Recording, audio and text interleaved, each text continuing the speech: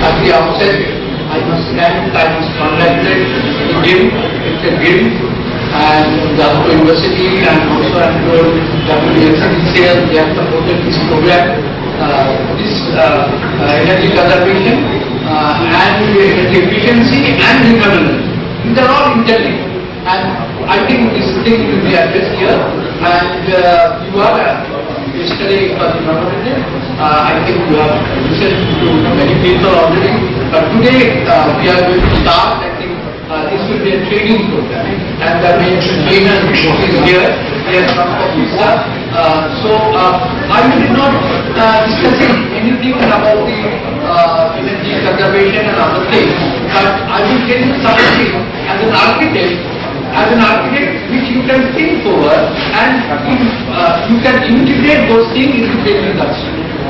Now, first of all, you need energy during construction. First of all, the construction materials, starting from steel, cement, these are all energy consuming industry. And you know, our country and the whole world, we have given particular time. I was also there in Glasgow conference with the Prime Minister, you know, where we have given he has addressed whole gathering, 196 countries, and he told that India will generate 500,000 megawatt of electricity from non-fossil by the year 2030. So, in all respects, building, construction, setting up of solar power plant, setting up of wind generator, every sphere of activities, you need to integrate the clean energy sources. So as an architect, you have a major role how you can, really introduce low carbon technology in the building construction. That is number one. In the construction, steel you are using. And steel, as you know, steel emits a lot of carbon dioxide, a lot of emission.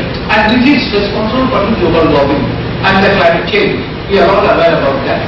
So if you can reduce during construction of a building at least 10 kg of steel through your design parameters, then what will happen? You are saving almost 23 kg of CO2 emission you are saving. So similarly, in the cement industry, in the steel industry, brick which are big used, so in the brick industry also, everywhere, alternative materials are available now. The materials, in lieu of steel, in lieu of cement, in lieu of brick, if you can use more eco-friendly material during your design, then the building will really become a green type of building. That is the first step. During construction of the building, you are taking care of material science. In the material science, there has been a lot of development in the whole world. If you look at China, they are making a building in 3 days' time. I've been to China several times. I've seen 3 days, 4 days they are constructing a building, all prefabricated, all low carbon material. Can we introduce this type of thing in India? I know it will take time, but as a young architect, that is your responsibility. To take India to give a leadership in the world, in the construction sector, in the building sector, in the green building sector. So that is number one. I wanted to tell you that when you design a building, how you can introduce low carbon material in the door, in windows, in construction, in wall, in the floor, everywhere. You see, energy is very expensive. And yeah, in our country, as you know, 60% of our energy we produce from coal. So 1% energy, if you can say, that is you saving of coal. And coal, when you burn, that emits lot of carbon dioxide, which is mainly responsible for global warming. So your responsibility to make India green, you have a very big responsibility during the session. And now here said there are 50 people. 50 people, if you give the architects, if you take initiative, and all the 50 if you add, it will be huge. May not be in one building, you can save a lot of material, but if you add 50, that will be huge. So my request to you young architect will be first thing that during construction, during design, you suggest alternative materials. Even you see, have you heard about ferrocement technology? I've seen in South India a lot of ferrocement technology has been used, and ferrocement technology is a low carbon technology. So something like that. In lieu of cement, in lieu of steel, can you use some sort of different type of thing? Can you use little bit bamboo? You know, treated bamboo, which will give you 15-20 years life, somewhere in the balcony and other areas, rather than constructing, the steel structure and other things. So you will see in the airports, new airports and other things, people are, the young architect of Delhi, I think Delhi and Mumbai, they are using more bamboo. So can you use bamboo, which is really a low carbon material, which is really not emitting carbon dioxide? So that is number one during construction. How can you integrate and how can you use more and more eco-friendly, low-carbon material? You use only 1%, you use only 2%. Don't compromise with the safety. But 1%, 2% will be used if all of us use that. So that is number one. Now, during operation of the building, what is happening? In the building, you need air conditioning, you need lighting, you need cooling, you need heating, so many things. So, can you reduce the air conditioner load by, constructing something on the roof so that, the roof will not become very hot and the air conditioner load will be reduced? Can you use something, so that natural ventilation is there? Natural lighting is there. Natural lighting is very important. Think about this room. There is no natural lighting. All total dark room. So, in Western countries, if you go, most of the buildings you find natural lighting. Even in the our Netaji Subhash International Airport, you see daytime you will not find any lights. You see they are on daylight. So that type of concept, daylight utilization, then reducing air conditioner load. Can we do all these things also during construction? Can you remember all those things? So that is also important. One is during construction, during design. Other is during operation of the building. When we are staying in the building, how we are using energy, minimum energy, but getting maximum output. Can we use that? Our electricity bill, can we reduce the electricity bill of air conditioner bill, heater load? Can we use solar water heater? Can you put up solar water heater on the roof so that heaters are not used? I am using solar water heater for last 15-20 years. No problem. We are getting hot water. Everybody, we are getting hot water. Can you integrate solar hot water system in the roof by designing the building so that 2 kilowatt diesel load is saved? And 2 kilowatt diesel load means 2 kilowatt energy generation in the power plant and coal burning. So that coal burning you can stop. So that is second issue which you have to consider while designing a building. First issue is material, second issue is how lighting, heating, cooling load can be reduced during design parameters with the new technology, with the technological thing. Third thing I should mention, this is very important and this is my topic. You see, now can you integrate solar energy during design of the building? Solar energy, now you have heard about PM Surya Ghar.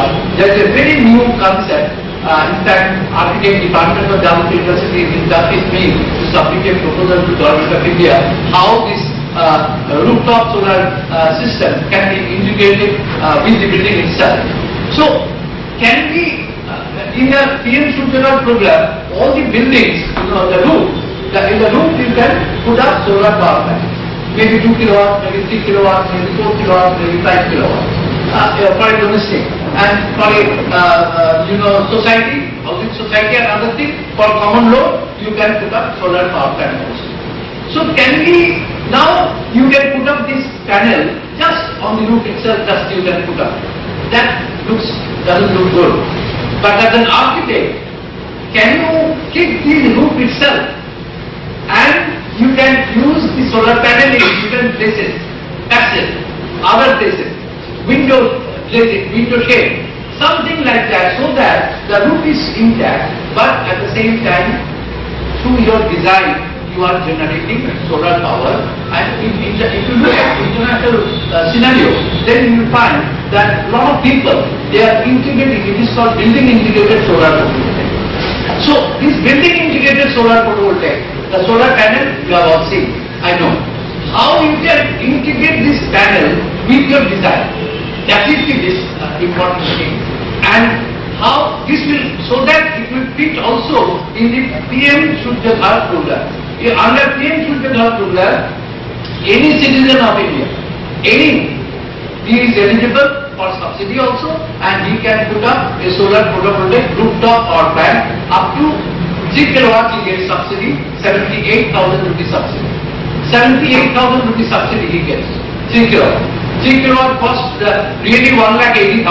Out of that, almost 80,000 is gone. With 1 lakh, he can have a 3 kilowatt solar power plant, which will generate almost 12 units of electricity every day. That means monthly, he can generate almost 360 units, and 9 rupee per unit, he can save 3,000 to 4,000 rupee electricity he can save. So it is a very lucrative proposal for them.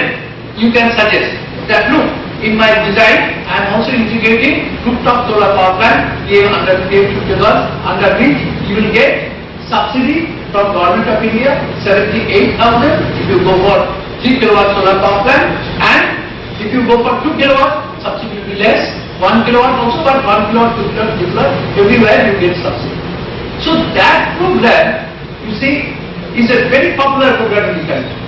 And Gujarat, I have seen in Gujarat, in Maharashtra, the people, Rajasthan also, the people, they are the architects, mainly the architects, they are taking interest, and they are, in the building design itself, they are suggesting that you must go for rooftop solar power plant.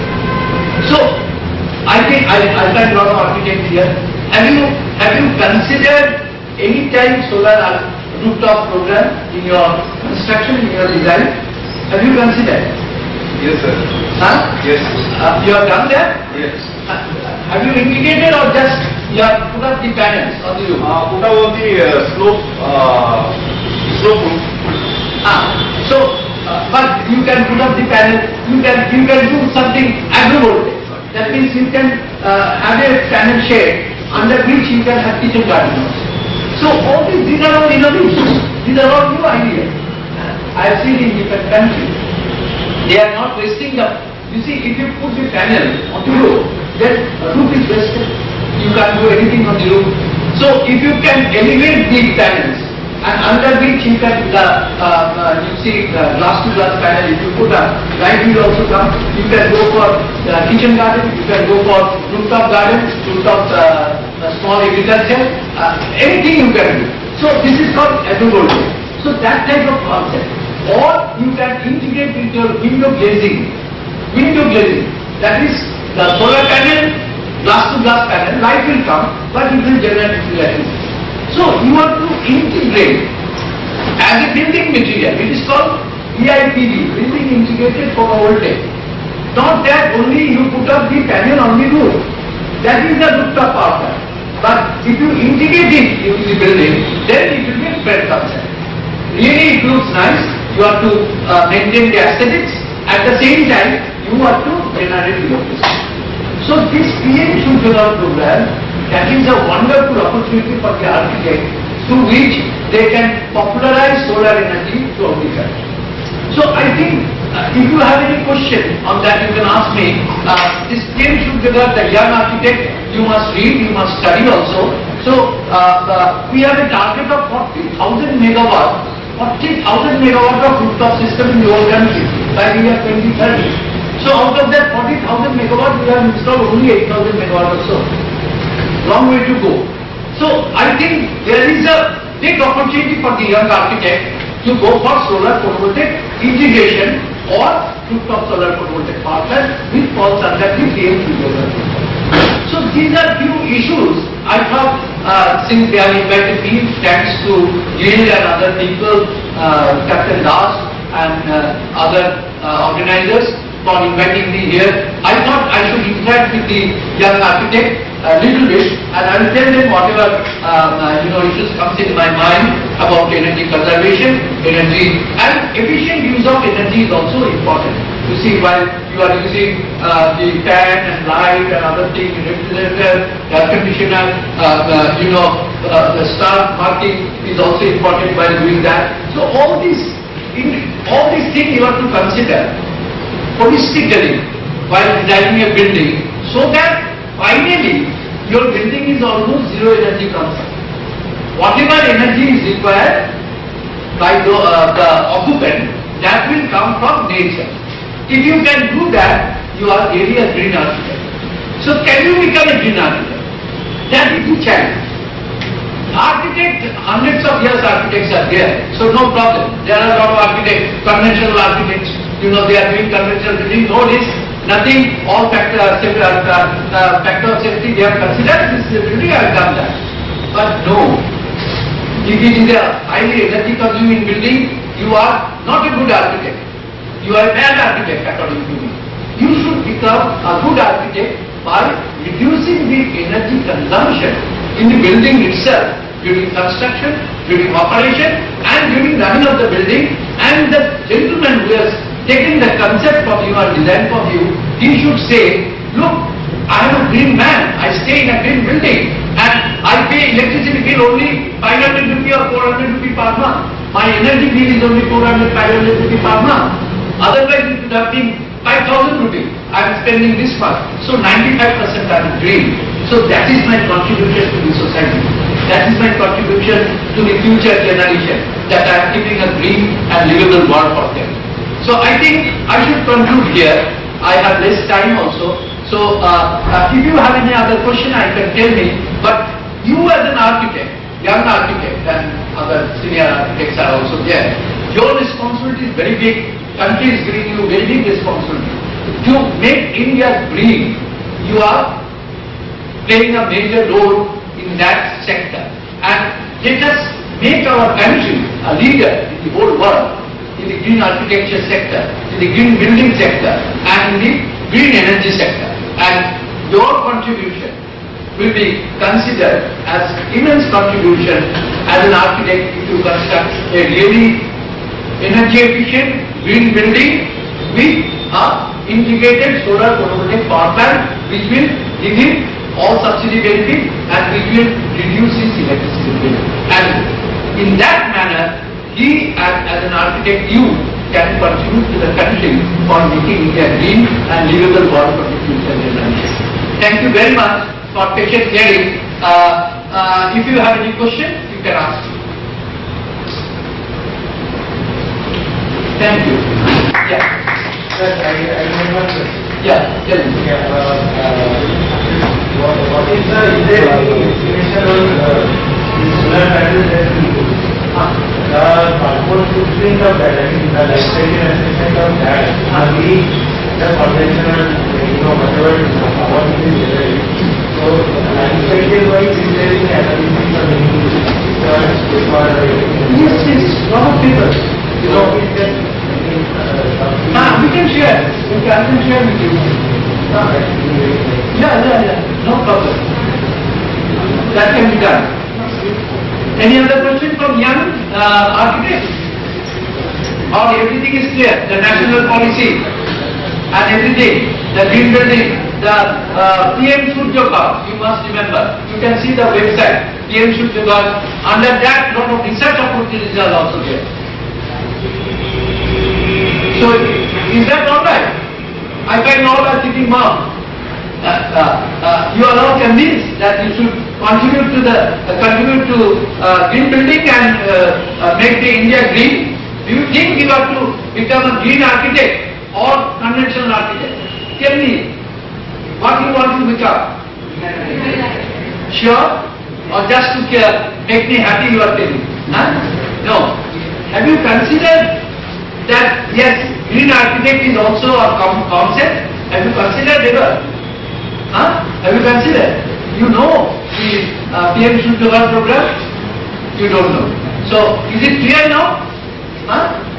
So, you can tell your client also, no, I am giving you a project through which you will not only get subsidy, but your electricity bill will be reduced significantly. 90% electricity bill will be reduced by this way. So you have to tell, you can tell your client also in that manner. So I think it's all right. Difference between GREDA and green building as per mandate of Government of India, please. Difference between GREDA GREDA and green building. I think there are other people to discuss. Because GREDA, green building is different. GREDA is also something, it was initiated by the Ministry of Renewable Energy, GREDA. Yeah, that is also Government of India. IBBC, GREDA, all these things, they are all giving green building certificate. Green building certificate. There are some rules and regulations, application, you have to apply for green building. GREDA you can take, or IBBC, whatever. It is correct, sir. That is mandatory as per their forms and others. Yes. But as one theoretically, we can difference. GREDA and this one. Green building. No. GREDA is a rating system. GREDA is no relation. GREDA gives, GREDA tells whether you are constructing a green building or not. That GREDA tells. GREDA, you cannot compare GREDA and green building. GREDA is a rating system, no? You are getting marks. And yes, you are getting marks. There are say 20 points. You are getting marks through GREDA. And you are rated as a green building, say 4-star, 3-star or whatever. So you are getting that. So this is the difference. Green building is a part of GREDA. GREDA is really a rating system. And green building is a certificate. In order to get that certification, you need GREDA rating system. Is it clear? Green building is a concept. Because you can mention, but I think we have handled a lot of GREDA programs and other things. Whatever I told, it is a rating system. GREDA is a rating system. Isn't it? Absolutely. So, green building, you can design green building and then decide whether you want it to be certified or not. Yes, certification. Either you want it to be certified, then you go to certification agencies that we are to certify the building that you are designing is a certified green building. Certification, without the certification also, you could use the same green building principle and design it. In the mandatory, is there some rating? There is none for anybody, because frankly speaking, the government does not want, because the federal government, the central government, or the state government, does not want to leave of the mandatory. Because they do not want to place any kind of burden on the homeowners or the homeowners. It is entirely policy. The only thing is that if the government is promoting this, the logic was that the government should also give a first foot forward. For all government projects, for all new government buildings, not as a mandatory thing, but as a highly promoted thing. Nearly all government projects today are being certified under mostly under. So if you look at any new government project coming up, and when the government sort of issues tenders for architects to participate in the design of it, otherwise, as part of the scope of the project, as part of the fee, it is mentioned that we as the government, as the owner of this building, would want our building to be green. Clear? Thank you. So thank you very much, all the best for the market, carry on, and please become a green artist instead of conventional artist. Thank you. Thank you.